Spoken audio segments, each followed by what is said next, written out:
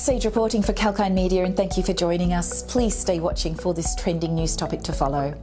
Can women's solidarity create the changes required in Australia's Parliament? It seems Australia has found its Me Too campaign, and it surrounds the treatment of women in the Australian Parliament. In 2018, American women, actresses namely, came together to speak publicly about the sexual harassment they had faced in the entertainment industry, at the risk of losing their jobs and reputations. And since then, the late Jeffrey Epstein and currently incarcerated Ghislain Maxwell have been accused for the exploitation and grooming of young women for the sexual pleasures of powerful men. And now in 2021, the Me Too movement is making a resurgence in Australia, with many women speaking up about allegations of rape and sexual harassment in the workplace. The matter is being taken seriously, with Prime Minister Scott Morrison agreeing to meet with Brittany Higgins to discuss her allegations of sexual assault when working in the office of MP Linda Reynolds. Australian of the Year Gracie Tame, who was a victim of sexual abuse as a 15-year-old student at the hands of her teacher, who is now currently jailed for his actions, is not totally convinced that the Prime Minister's cabinet is genuinely willing to make the adjustments required to eradicate the toxic culture that threatens women's sense of security at their workplaces. The government has sworn in new MPs to cover new portfolios relating to women's safety and economic security. An increased focus to women's rights was reflected in the increase to 5 female officers into cabinet.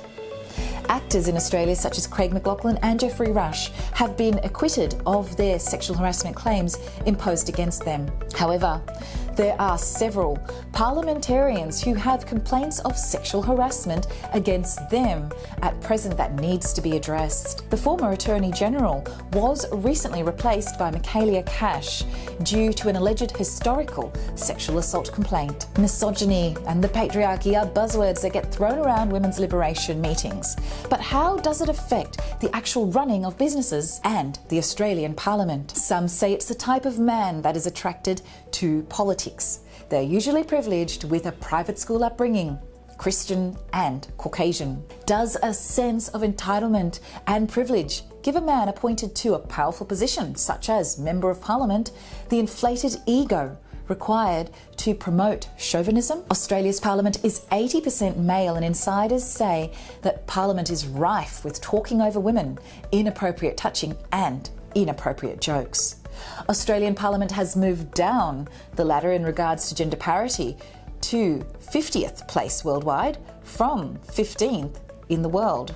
The fact that former Prime Minister Julia Gillard was constantly heckled about her dress sense instead of focusing on what she was saying or advocating, she was made to look belittled for being a woman under the male gaze of the patriarchal society. The fact that no cabinet ministers could make the recent March for Justice protest for women's rights in Sydney makes many believe that Prime Minister Scott Morrison does not feel strongly enough about the matter. Not even Marise Payne, the Federal Minister for Women's Affairs, was present. It seems that the political class, who must meet for votes outside of work hours, usually at 6 p.m, can be seen as the victims who have to leave their families to have dinner alone without them.